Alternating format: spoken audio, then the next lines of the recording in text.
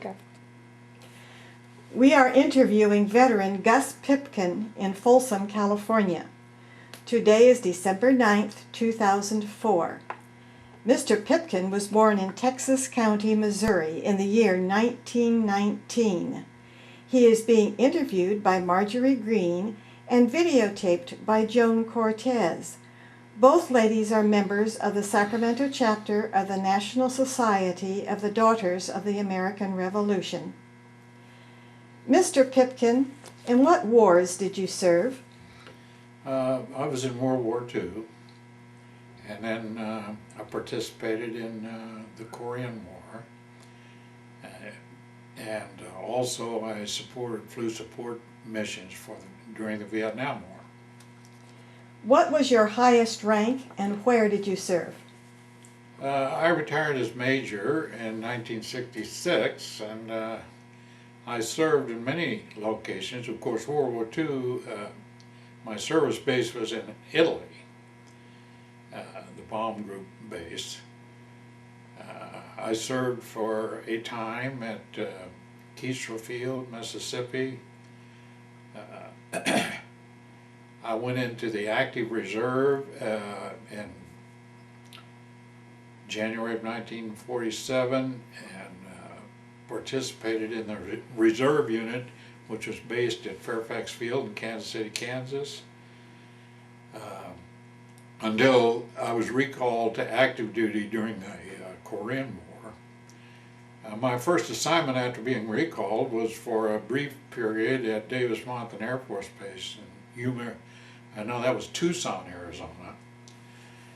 And from there I went to Korea, was assigned to Korea for 1 year, and I was flying support missions to a jet fighter group that was operating out of Daegu, Korea, South Korea. I came back from there and was sent to Randolph Air Force Base, Texas, where I went through B-29 transition and was checked out as a B-29 aircraft commander. And then my duty assignment then was Yuma, Arizona at the Weapons Training Center for all of the air defense fighter units that were stationed around the country whose mission was to prevent attack. And at that time we were expecting to be attacked at any time, so we were completely encircled by a line of, I guess you'd say, early warning. But the fighter bases around the country, their mission was to intercept any unfriendly intrusion in our airspace. What events in your life led up to your joining this branch of the service? Well, I guess that would probably need to start with in 1939. In 1939, the one big event was when I met my wife.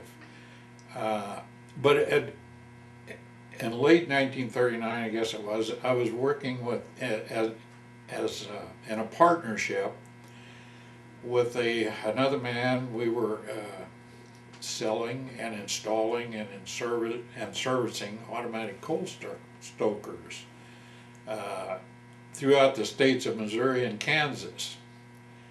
And of course, you know, at that time, heating and in some cases power for industrial plants was provided by burning coal. So we were doing fairly well selling and installing these stokers, but in 1941, you know, we had the attack on Pearl Harbor, and then we went immediately into actively involved then as a nation in World War II. And that meant that much of our industry in the country converted to war materials production. And that meant that the factory that was providing us with our stokers were no longer making stokers. They were making war materials. It just so happened that the last stoker that I installed was in a plant extension in Kansas City, Missouri, where I live, that also was, they were expanding their plant in order to make war production. They had a number of contracts making aircraft parts, fuel tanks and other things. So when I finished installing this stoker in this new plant, the plant manager he was around most of the time while this installation process was happening. And so when I finished, I said, well, you know, this is the last stoker I'm going to get, so I need a job. And he said, can you come in next Monday morning? I said, sure.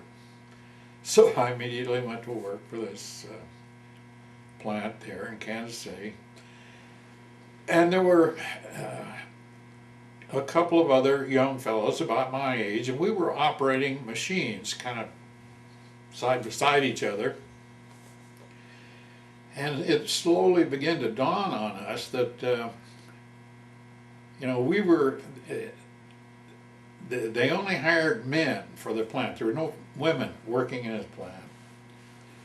And we finally learned that we were only available as we were deferred from military, which told us that the plant manager was going down to the draft board every 30 days and getting our deferment renewed, which meant that at any time he may go down, and they said they may not renew our deferment, which means we would be drafted.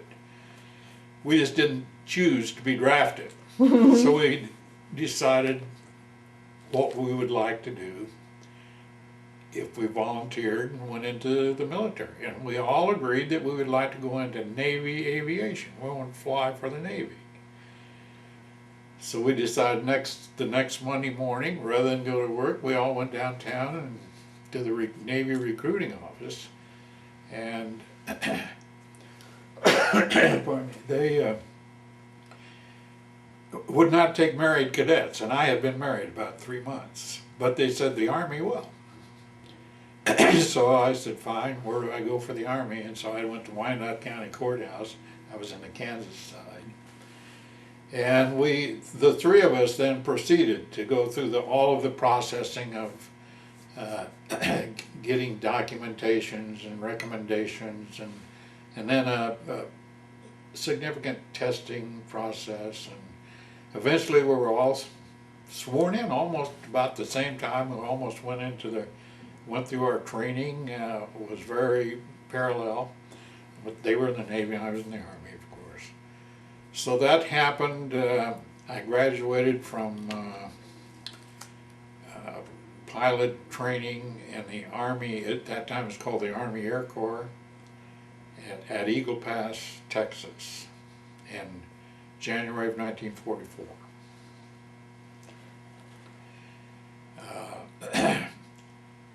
My first assignment there was, they sent me to Las Vegas, Nevada. They were using B-17s to train aerial gunners. There was lots of room out over the desert to fly training missions for the gunners, and they could fire air to ground and air to air and whatever. So I got a lot of B-17 experience doing this. And eventually then I was assigned a crew, a flight crew, combat crew. A B-17 combat crew consists of 10 men.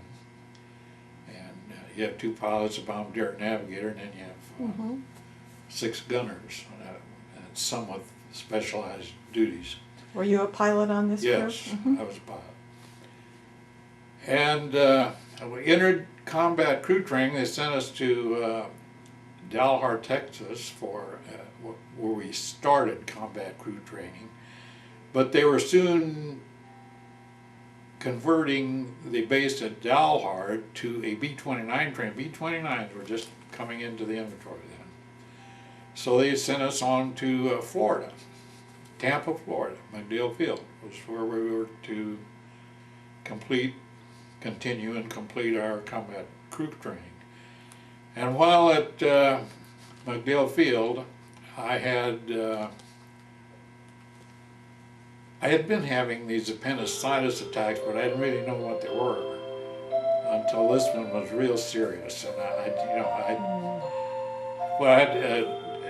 had to go in and have surgery and have it removed. And then took 2 weeks recuperation time from that. And then after going back to the base and getting involved,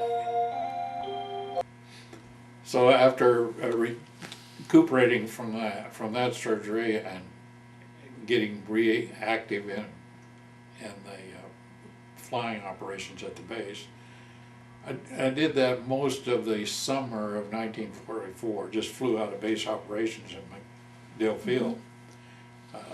There were always missions around the country of support and supply and personnel transfer and so forth.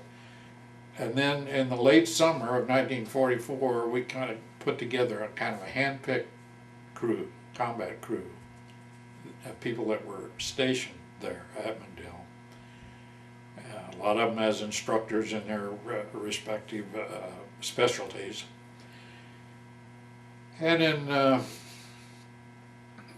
mid-November, I guess it was, 44, we went to, they sent us to Atlanta, Georgia, where we picked up a brand new B-17 and were to fly it overseas. We didn't know the destination of the plane at the time we were given the plane and instructed on our first leg of the flight. We would only know from one station to the next where we were going at a time. There was a lot of concern of sabotage and being intercepted one way or another by enemy submarines, aircraft, whatever. So they try to keep all of our movements as classified as possible. So they briefed us at Atlanta that we would fly to Bangor, Maine. We landed at Bangor, Maine, and we got our orders were to deliver the airplane and our military assignment, combat unit assignment, and the briefing for the next leg of our flight. And all this was classified. And we were going from Bangor, Maine to Goose Bay, Labrador, with the instructions that we could open the orders once we crossed the border of the U.S. and Canada. So here we are going from Bangor, Maine to Goose Bay, Labrador, flying almost straight north, and the navigator is keeping close track on where we are, so that the minute we get to the border, he opens the orders. And he reads them to us over the intercom on the airplane, so that all the crew members are hearing it at the same time. And we're to deliver this airplane in Gioia, Italy. And I mean, how in the world are we going to get to Italy going this way? But anyway, we then Goose Bay, Labrador, we flew to Iceland. And from Iceland we flew to Wales and England. From there to Marrakech, North Africa.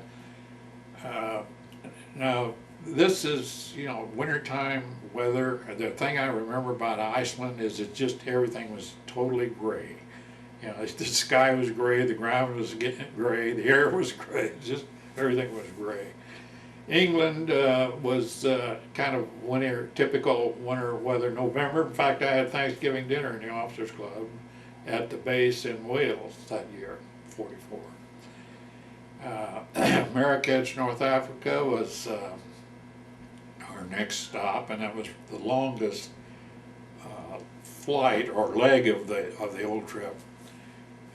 About, I think, 10 hours and something from Wales to Marrakech. And we were always, almost each base that we would stop at, we would wind up getting due to weather, weathered in for a day or two, and sometimes longer. And in Marrakech, North Africa, we got stuck there for about 2 or 3 days. And I thought, well, you know, I'm never going to be in Marrakech, North Africa again. We were restricted to the base because, as I found out, it's unsafe to be off the base in some of these locations.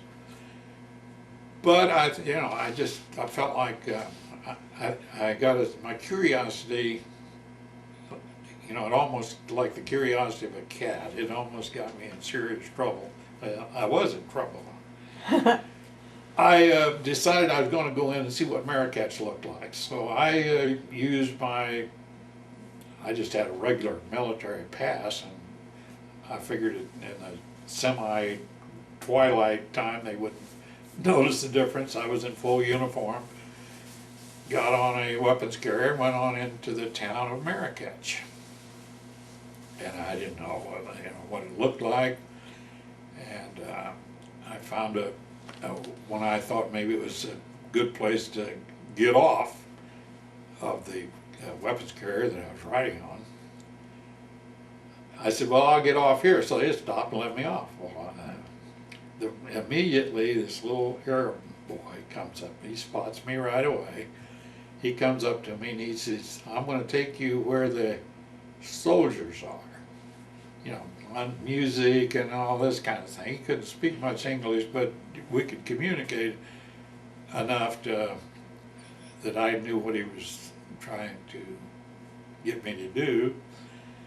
So we proceeded to go through a shell hole in a large wall, and I could see a light that looked like it was maybe a block ahead. So I proceeded to follow this kid, and after